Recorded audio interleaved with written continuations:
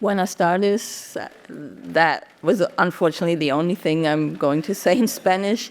I apologize. I'll do my talk in English. Thank you so much for the invitation. I'm very excited to be here, and I very much look forward to the conversations over the coming days. And I also want to thank the translators very much. In my talk today, I want to explore with you the conditions of imagining and creating a transformed, maybe decolonial Europe, and the roles that archives, including museums, play in that, both in pushing for and preventing such a transformation. But in order to imagine something radically different, we have to first learn to unimagine concepts that have become so naturalized that we tend to consider them realities rather than constructs. In our case, we have to unimagine Europe itself in order to envision something that in many ways is opposed to what the continent stands for.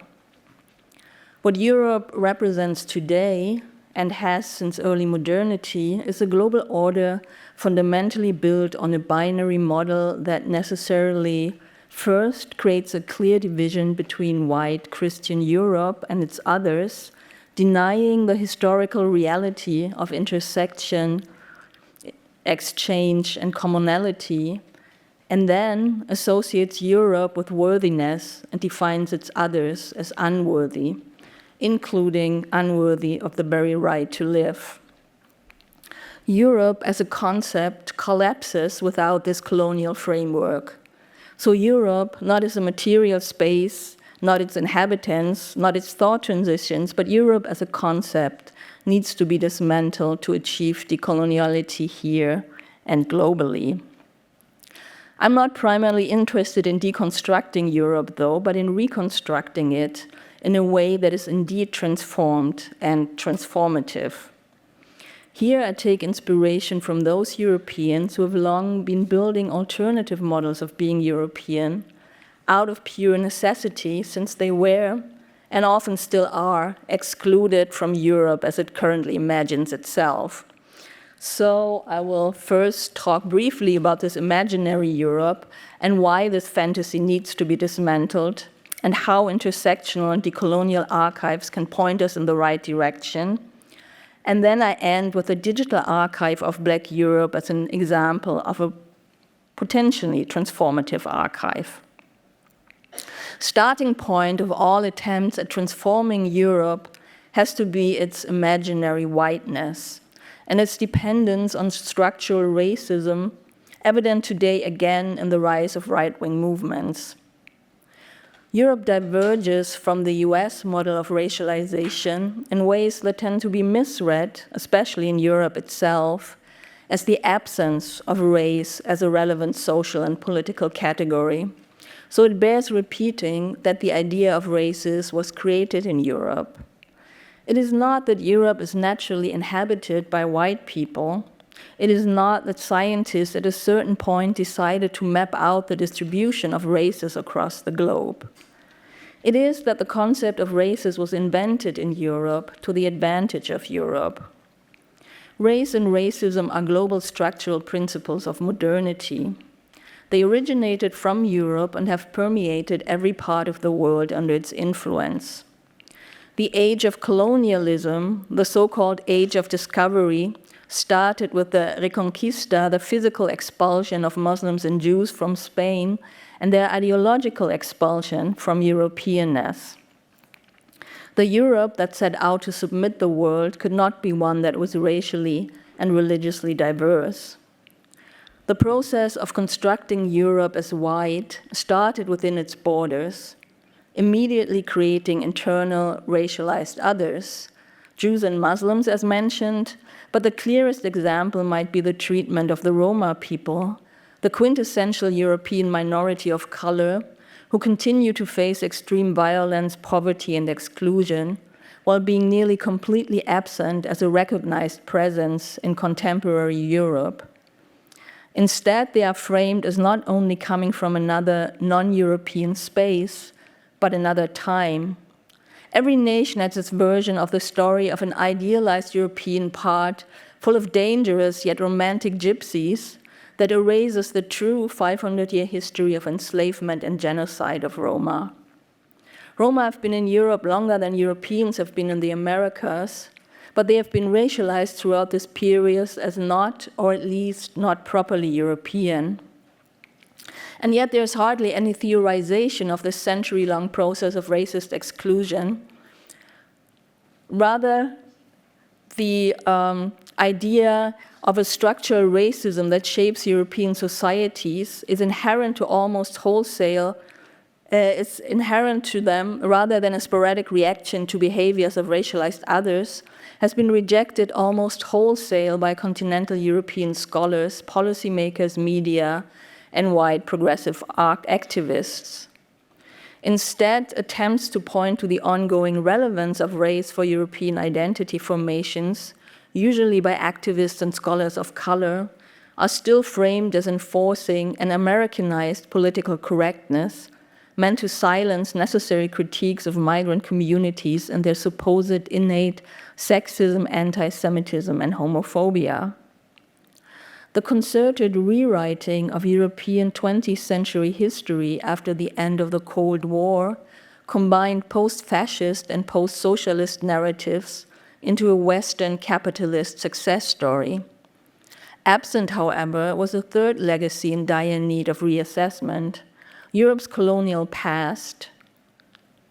The refusal to engage with this past as internal to Europe's history also shaped the continent's vision of its future, still excluding Roma and a growing post-colonial population that remains un-European.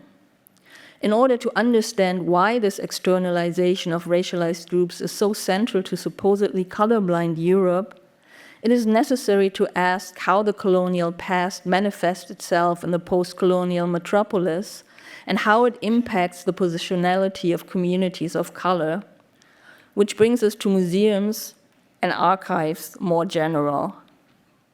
Archives, in the most basic sense, are repositories of collective narratives, reminders of things not to be forgotten, physical proof of a professed truth that naturalizes connections and exclusions. Archives, in other words, play a key part in calcifying hegemonic structures over space and time. Archives are never just collections of things. They become archives when they provide the material for a particular narrative. The visible part of the archive is the one building that narrative. Hegemonic archives in many ways embody the process of selection and repression that produces dominant knowledge and erases counter-narratives. They do so by physically manifesting dominant ideologies. And I'll give you an example of that in a minute. But in this process of producing dominant narratives, what is hidden is as important to the story as what it is shown. Things rarely are just lost or forgotten. A key function of hegemonic archives is to hide.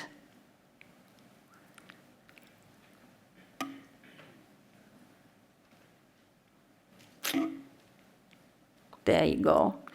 Ghanaian filmmaker Nikwati Obu powerfully expressed this in his 1970s short film, You Hide Me. Obu was a film student in London then, and he gained access to the basement of the British Museum, which at that point held 98% of its African collection in its basement, hidden from the public.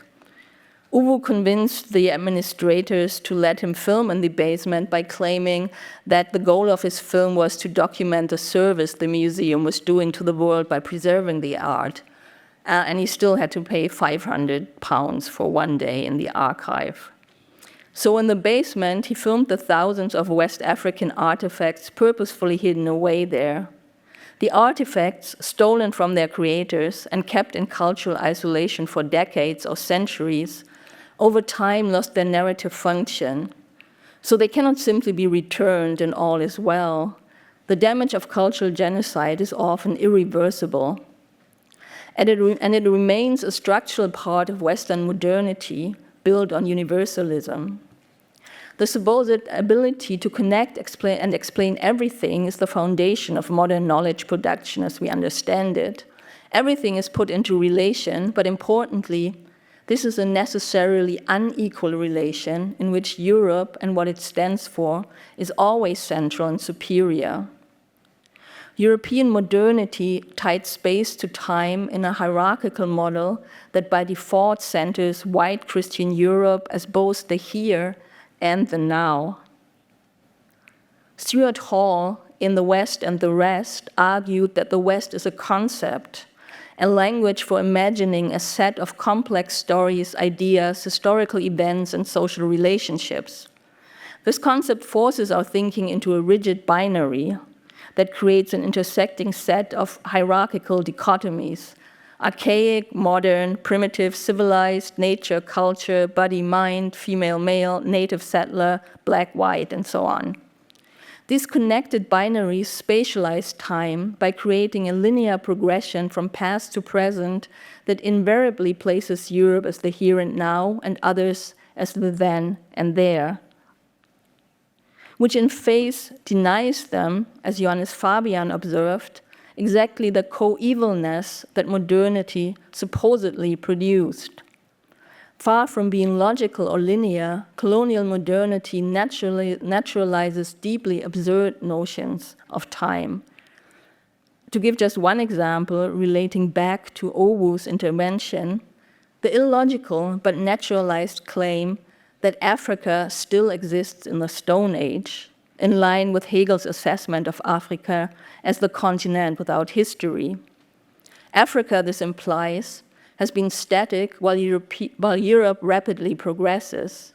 Africa, in other words, is underdeveloped. It is here in the present, yet also not, because being in the now means engaging in linear movement, which is exactly what Africa lacks. It represents empty time, a space devoid of culture, of the drive to progress that makes us human. Colonial theft was not only about greed or science, but also about establishing the primitive civilized nature-culture divide. The vast number of cultural artifacts stolen from the global south, whether exhibited or hidden away in European archives, lost their context and their creators lost their stories. It was important to the modern project to create this vacuum that could be filled with brainwashing, with stories of Europe as the only center of progress.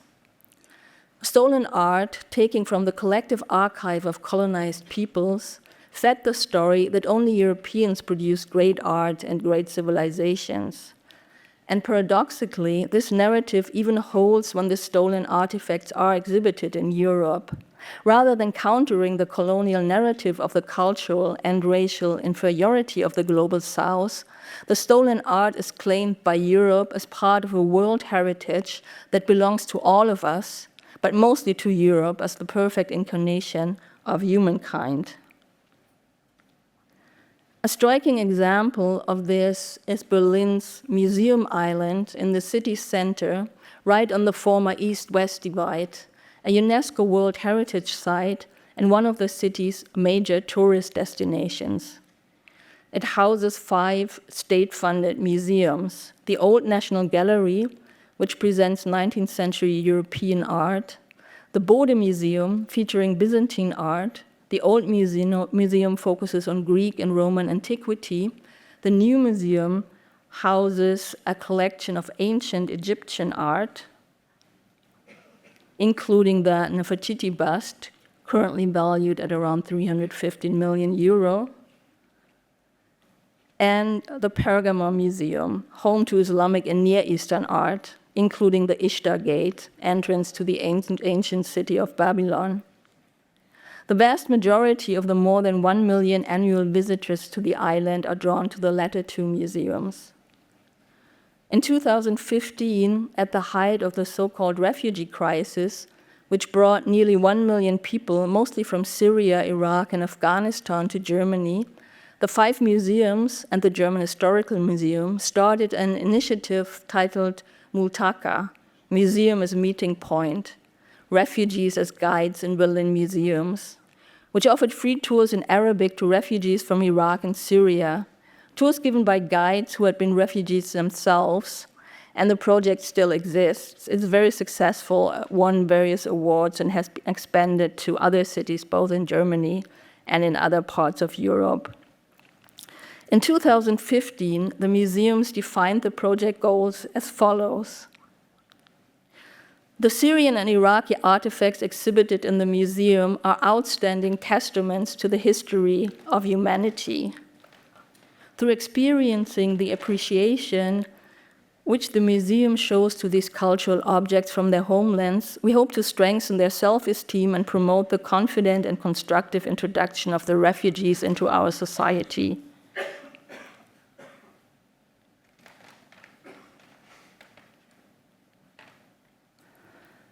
The guided tours make reference to the interreligious roots and the common origins of the three world religions of Islam, Judaism, and Christendom. Cultures in the Eastern Mediterranean region were characterized over the centuries by religious and ethnic plural societies, which today are under threat. Museums are memorial sites of a common past. The initiative thus follows a clear pedagogical goal: integration into German society through an education in tolerance and appreciation of humanity's common heritage, as practiced in Europe. With this, the Multaka initiative is in line with the dominant narrative around the refugee crisis. Europe as a peaceful island of civility, stability, and prosperity, surrounded by chaotic regions, a Middle East increasingly succumbing to radical Islam, a permanently underdeveloped and war-torn Africa, and an aggressive Russian Empire threatening the continent's east.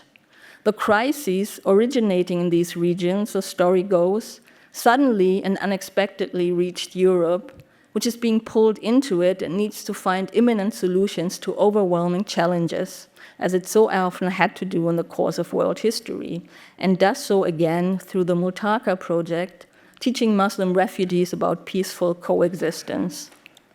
But of course, the benevolent narrative of the enlightened continent is ignoring Europe's culpability, not only in allowing the refugee crisis to escalate, but in creating many of its sources.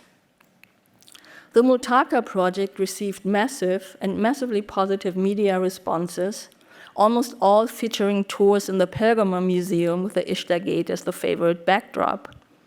Reports tended to have a similar hook: the meeting between the refugees and the beautiful art from their war-torn home countries. There's an inevitable pattern to these encounters. The Guardian, for example, quotes a guide. The first question we usually get asked is, how did all this end up in Germany? Interestingly enough, this question is never answered, and only the international press hints at larger controversies around stolen colonial art. Instead, the typical and convenient response, here presented by the New York Times, I quote, "Often the visitors say the art is probably better off in Berlin because so much in Syria has been destroyed by the war and the Islamic State." The Guardian quotes the director of the Museum for Islamic Art. Some objects have a complicated history. My interest here is not in criticizing the Multaka project, which does a lot of good things, but in the complicated history it is embedded in, and the reasons why this history remains unaddressed both within the project and in general. The collective denial of the relevance and endurance of European colonialism is manifest on the museum island and on its official website, which traces the island's history from the opening of the old museum in 1830. It states, "The initial plans for the construction of the museum island Berlin were driven by the humanistic ideals of the Enlightenment that prevailed in the early 19th century. There is no reference to the Nazi period or to the fact that until the unification, the museums were on the territory of the socialist GDR. In light of these strategic omissions, it is hardly surprising that colonialism as a prerequisite for the existence of the collections is not mentioned at all. Instead, the island is introduced like this. Situated in the very heart of the city, the museum island Berlin is one of the country's major sites, attracting hundreds of thousands of guests from all over the world each year. This unparalleled museum ensemble was the cradle of today's State Museums Berlin, and is here where it showcases its magnificent collections of art and cultural artifacts spanning several millennia from Europe and the wider Mediterranean region. This sneaking inclusion of the wider Mediterranean into Europe's cultural heritage is especially grating since currently the Mediterranean stands for a cultural, economic, religious, and political divide that literally marks the world's deadliest border, in particular for people from the wider Mediterranean. In the European imagination, the Mediterranean has come to represent an immutable civilizational divide, the incompatibility of Islam and modernity. This is, for example, reflected in increasingly popular references to the continent's Judeo-Christian history, which erases both endemic European anti-Semitism and the shared Judeo-Christian Islamic culture projected onto the Eastern Mediterranean, which then is claimed as proto-European in the museum narrative. In its immigration policies, Germany and Europe seems hard-pressed to see commonalities with the Egypt, Syria, and Iraq the nation feels so connected to when claiming the region's cultural productions. A claim that is far from uncontested, of course. Egypt, for example, has demanded the return of the Nefertiti bust since 1925. When Germany rejected the demand for the last time, in 2011, the Undersecretary of Culture declared, "Art is part of the universal human heritage, and wherever it is, should be made accessible to as many people as possible." And this accessibility just happens to be given in Berlin rather than Cairo or Baghdad. Accessibility, at least for the people that count, since much of the world is not allowed into Europe, especially people from the regions the art was taken from. The issue of stolen cultural artifacts is a small but significant part of the debate around the colonial legacy. The enlightened encyclopedic museum was only possible because European powers could acquire art for nothing, and they continued to profit from it. The new museum without the Nefertiti, the Pergamon without the Ishtar Gate, would constitute not only significant blows to the museum's finances, but also to Berlin's tourism industry and to its status as a global cultural capital. So, of course, the Nefertiti bust has not been returned. Instead, the museum island has now, after 20 years of planning, been united with the Humboldt Forum, centralizing collections of art from the global south acquired during colonialism. This, to quote from the planning document, manifests Berlin's center as a place of universal enlightenment, a place of global art and global competency through Berlin's State Museum as the largest existing encyclopedic museum, the Humboldt Forum. Here, the European collection on the museum island will enter a unique dialogue with the non-European collections in the castle area in Berlin's heart. That's the director of State Museums, Schuster, in 2005. Leaving aside the question why Berlin, of all places, should be predestined for this, note how the art on the museum island now has become entirely European, despite its partial origin in Syria, Iraq, and Egypt. This is no coincidence. The non-European collections in the Humboldt Forum represent primitive art and cultures from different regions and time periods, but all characterized by their static status as other. In contrast, the European art on the museum island tells a story of progress through space and time, from ancient Babylon to 21st century Europe. That is, while the Mediterranean functions as a civilizational divide in the present, it is framed as a civilizational bridge regarding art from ancient civilizations, that despite being outside of Europe's supposed political and cultural borders, is implied to be more closely related to, and thus owned by Europe, than to that region's contemporary inhabitants. In other words, these regions, or rather their ancient cultures, are integrated into an internalist European narrative, while their contemporary inhabitants and those Europeans descending from them are deemed unintegratable. Which brings me back to my initial claim that we have to unimagine Europe as it exists and has existed for centuries. And this is, of course, not an original claim at all. Aimé Césaire's Discourse on Colonialism, published in French in 1950, is the first work systematically analyzing the effect of colonialism on the colonizers, and is still as important today as it was then. It really should be required reading in every high school. And Aimé Césaire's assessment of Europe ends in the realization that Europe is indefensible. In the last 75 years, Europe has done very little to challenge this verdict. Still, decolonial resistance to Europe in Césaire's tradition has been practiced by those Europeans who descend from the colonized rather than the colonizers.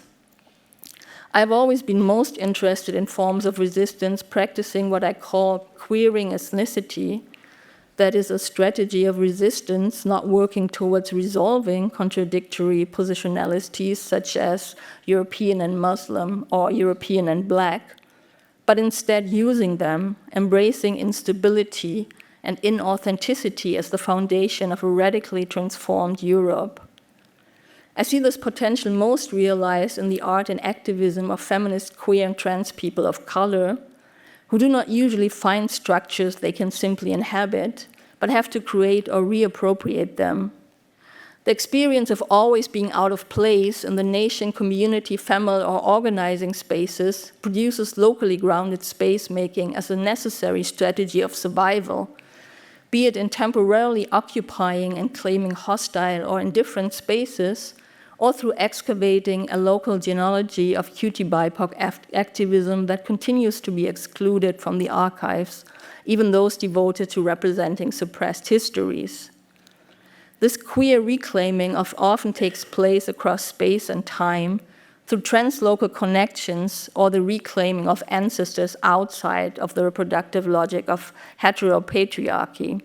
It is a survival strategy that produces a nodular network which understands mobility as multidirectional and constant, as opposed to the static Western understanding that contrasts positive movements towards order along predefined markers of progress, for example, global trade, the integration of migrants or gentrification of bad neighborhoods, and negative, unordered mobility that disturbs hegemonic hierarchies, for example, informal economies and unsanctioned migration.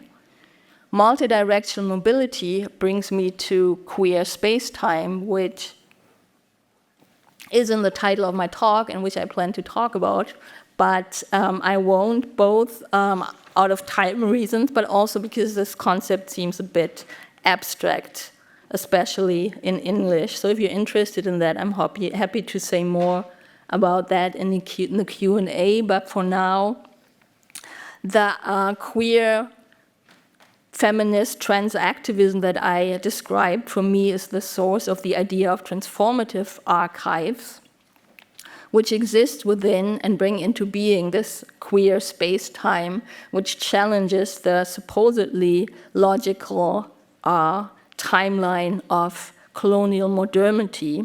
Though from our vantage point on this linear timeline of colonial modernity, we can never fully envision them.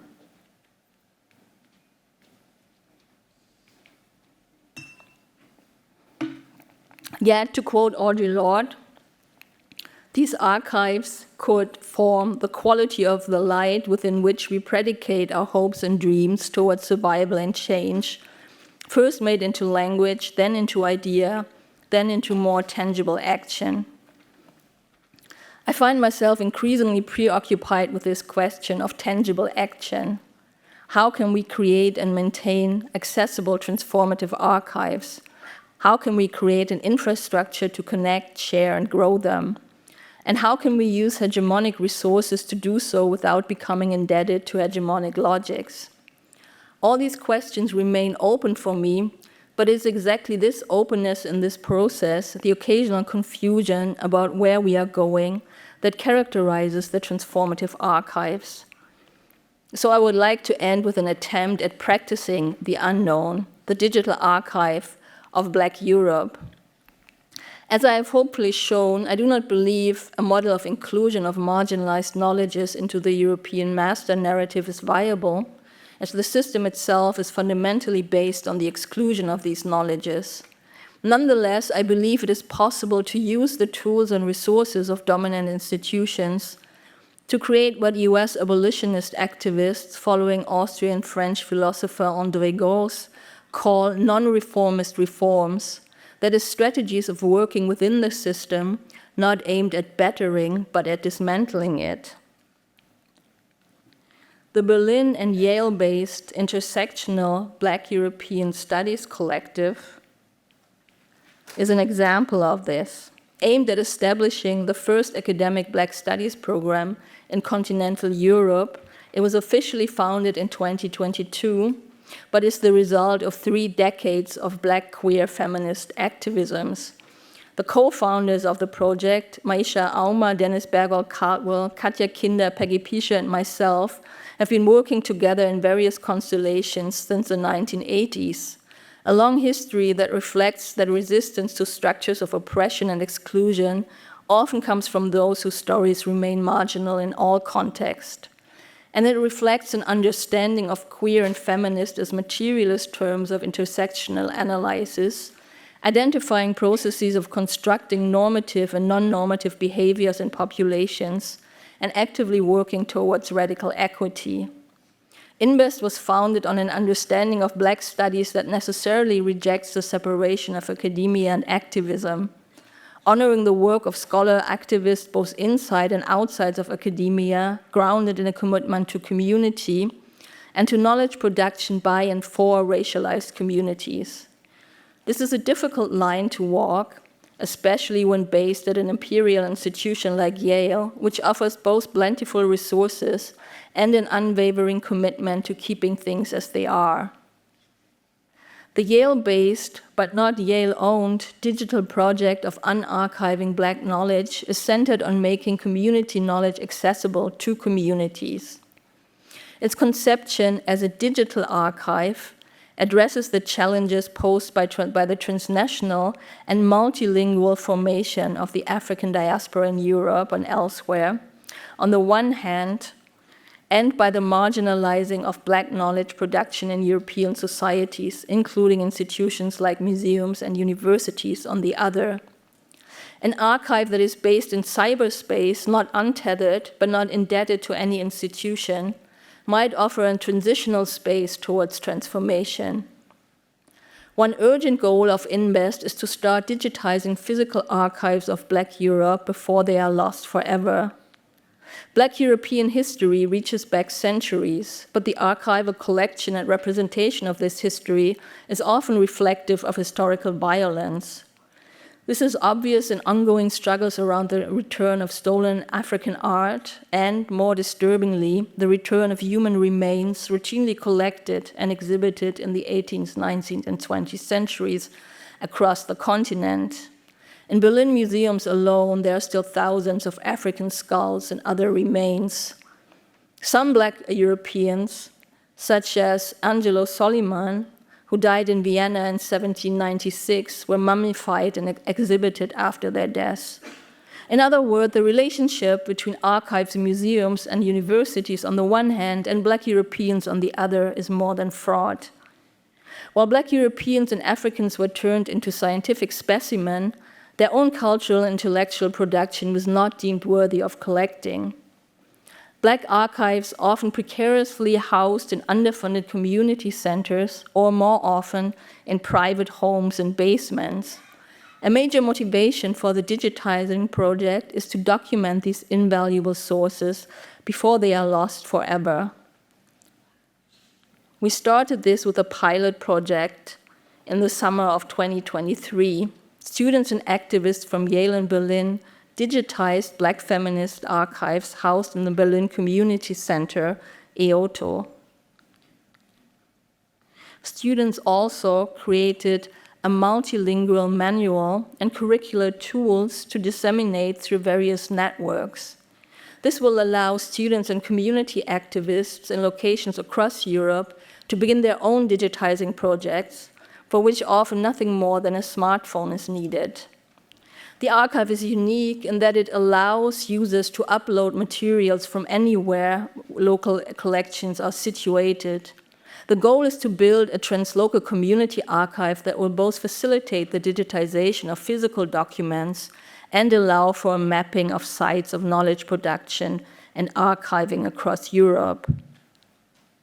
The Invest archive will serve as an online repository for these materials while they remain in their original locations. Creating a map of Black Europe, contextualizing sources in their location, supplementing them with interviews, oral histories, and other materials, and supporting attempts at storing them locally in adequate spaces. This is a project moving into uncharted territory. How to categorize and make accessible the material in ways that do not reproduce dominant categories, but instead honor marginalized knowledges, their producers, and their transformative potential is something we have to figure out along the way and have to document in all its messiness. Our focus was always on process, as much or much more than a finished product. Its transparent structure, with a strong focus on sharing processes rather than results, is meant to empower activists, students, and other non-experts, encouraging the movement between user and producer, and create a sense of shared ownership. Transparency about our expectations, mistakes, insights, confusion, doubts, differences, and revelations is key in allowing the archive to organically grow and remain alive, encouraging others to take over and further its transformative nature. This commitment to the unknown, scary as it is, both for activists and academics, I believe is the strategy we have to follow if we want to transform Europe before it's too late. Thank you very much.